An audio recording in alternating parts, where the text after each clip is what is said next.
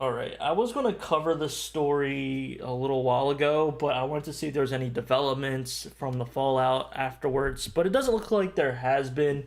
I was actually there live, as sure as most of you were, when Boogie2988 was being interrogated about having cancer, and it was just an absolute shit show for all the good and bad reasons, I guess you could say.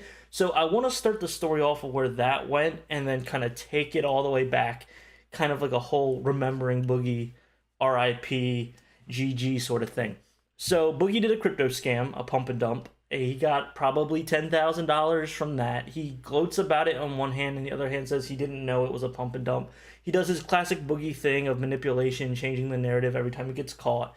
He tried getting sympathy from CoffeeZilla, having CoffeeZilla do an interview with him to try to like make it look lighter than what it was. But then when that didn't work, he said that, oh, he has cancer and that's what the money went to, and that's why he can't refund anybody that he scammed. And so he was milking that for a little bit. And then Turkey Tom was breaking this down to Destiny on a stream. And then Destiny decided to research what cancer Boogie had and all this stuff, because he's like, Destiny said he kind of could understand the angle, but if Boogie doesn't have cancer, that changes the whole thing, and he just literally scammed his audience and then just ran with the money and tried to garner sympathy in the same process. Because there's like three rules on YouTube, like the three big rules on YouTube. Don't be a creep, and you know what I mean by don't be a creep. Don't steal other people's content, and don't lie about having fucking cancer. Those are like the three biggies, and if you do any of those three, actually there's four. The fourth one would be abusing the copyright system. So those are the four, right? And I would say faking cancer is pretty high up there. I would say that's pretty bad.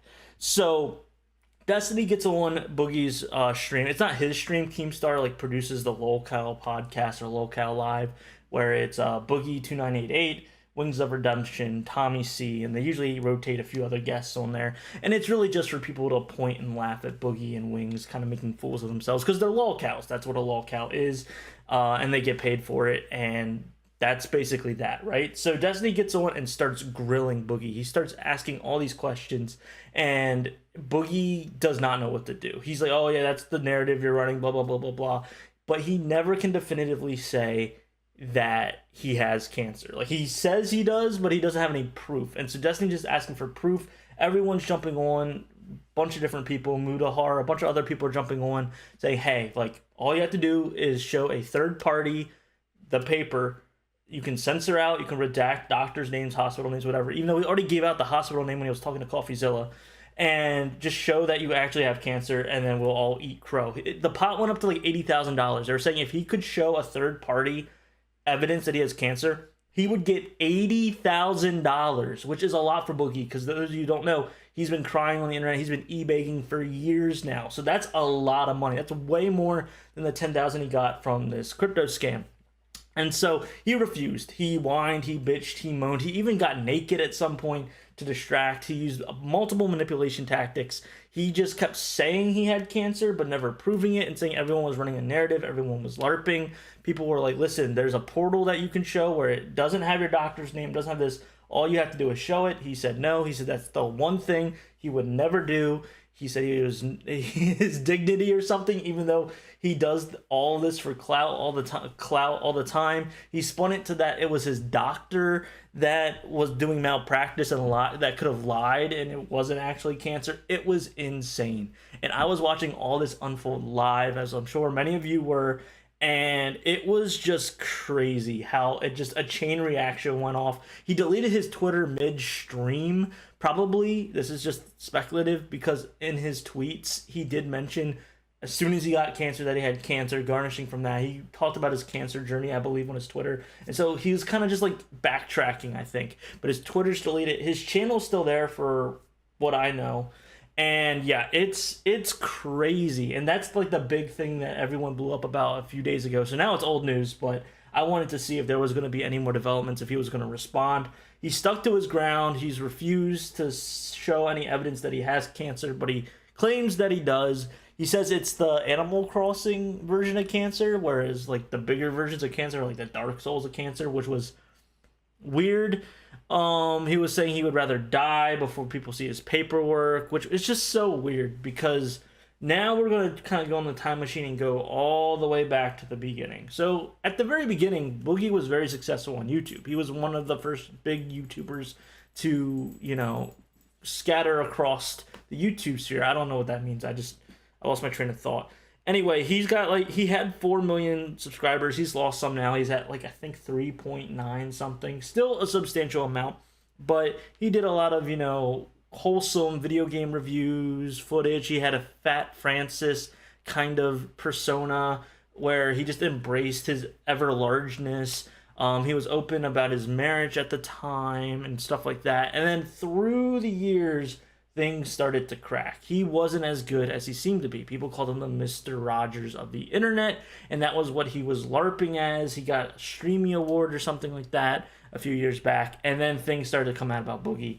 That, he was emotionally manipulative to his wife. They got a divorce. People realized he wasn't as great as he seemed, that he was a gooner. There was a lot of Cornhub stuff that he was involved with, that he went and, bought a bunch of hookers, and he slept with a bunch of hookers, and he's been very controversial online, really bad takes, racist even. It just got really, really bad very, very quickly. And that's another thing about the internet. I told you there's 4 rules. One of the 5th rules, I could say, it's not as big as the 4 that I mentioned earlier, is that you don't pretend you're something that you're not, right? So I would like to compare Boogie to Keemstar, right? Keemstar is still relevant in the social zeitgeist. People might not like him, but he's never pretended to be a nice guy. He's always been that asshole character. And that's how he's gotten out of controversy after controversy after controversy. Hell, when Leafy and Grade A Andre were coming at him, he came out on top. Those two, their careers are done. He is still on top because he has never faked who he was as a person. Now, that doesn't mean that I, am blazing up Keemstar or anything. By no means, I am not doing that at all. It's just the example is he put himself as himself on the internet, basically, all flaws included. Whereas Boogie, on the other hand, had all these skeletons in his closet that he did not let out, and it was revealed later. The internet doesn't like that. There's a very parasocial kind of thing going on with the internet that I've talked about before, that many other YouTubers have talked about. And when you're a fan and you're following somebody for years and years and years thinking they're one thing and they're completely not, the whole thing shatters, right? And so this shattered.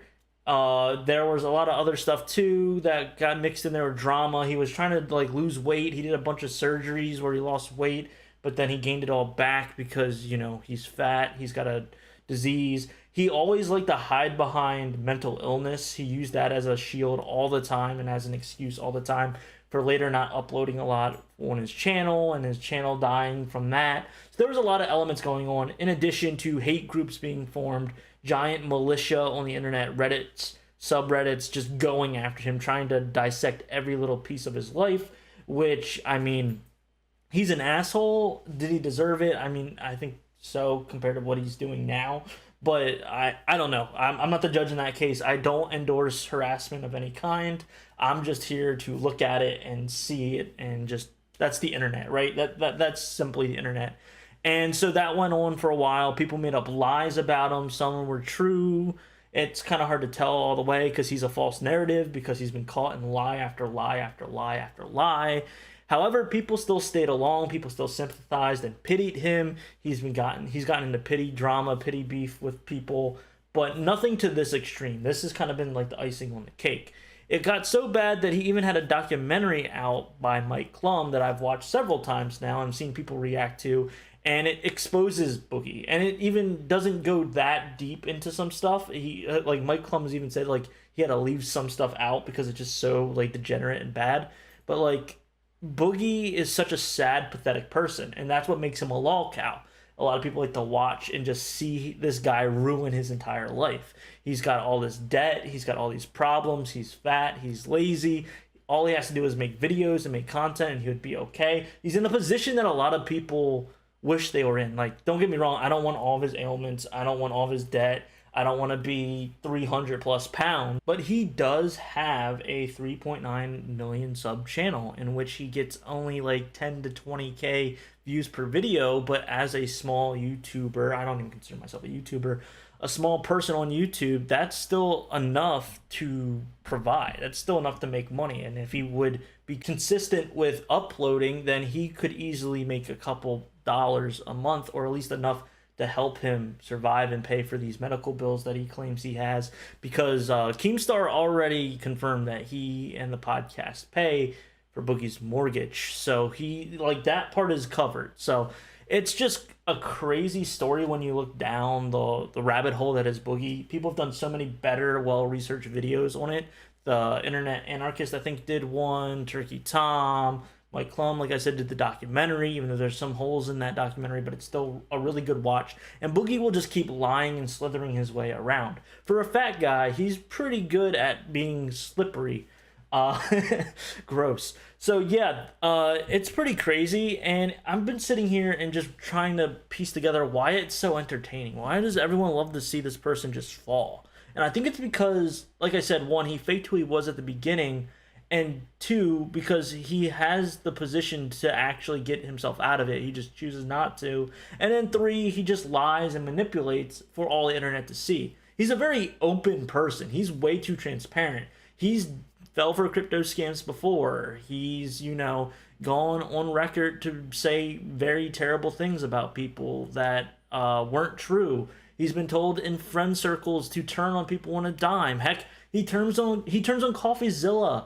Like, he tells CoffeeZilla, and you can look at VodZilla, CoffeeZilla's VOD channel, to see this actually happen and play out in real time, where he tells Coffee before signing off that he's never going to say anything bad about him. And then literally, once it gets on the LOL podcast, he is absolutely shitting on CoffeeZilla. So CoffeeZilla just exposes that whole video, or the whole, like, interview or whatever that they have. It's absolutely insane. And I think a lot of people just, they want to see this cartoon character come to life, because that's what Boogie is. He's a sad, pathetic cartoon character. And it's like, yes, he is a human. Yes, we're supposed to treat everybody nicely, all that bullshit. But he doesn't treat anybody nicely. He's very manipulative, and he might be faking cancer. And Keemstar, actually, believe it or not, I don't like him, but he did put out a tweet that made a lot of sense. He's like, now he could go get tested for cancer, and he most likely does have it. If he's like, because he's obese, that gives you a lot of ailments. But now he might have it, but it's too late now, because he was probably lying for the last 2 years. It's really complicated. I just found it so surreal to be like watching it all unfold live and then seeing everyone react to it the next day. Obviously, we as in, like, people have not been able to prove that he's completely 100% lied about cancer, but the way he's dug himself into a hole, it looks like he did, which, like I said, is a big no-no. Cancer is one of those things that is very serious. It's one of those things that we have not been able to cure in society. So many loved ones that people know have suffered or even died to cancer. And so to lie about that to garner the last little bit of sympathy from your audience is absolutely pathetic. And it should be exposed on a higher level. It's not a crime, but however, this crypto scam obviously was. I don't know if there's going to be any legal actions in regard to that. We'll have to see on that note, but I think Boogie's gone completely quiet as I'm recording this. It's been like 3 or 4 days since this broke, and I don't know what's going to happen. He might just come back onto the LOL podcast and try to just, like, slither his way. He said he quit, but I'm not quite sure on that. I'm not that deep into it. It's a lot of brain rot to keep up with this stuff. So what do you guys think about the Boogie situation? I know you've heard about it from so many other people. How did you find this channel specifically? Is very small, very niche.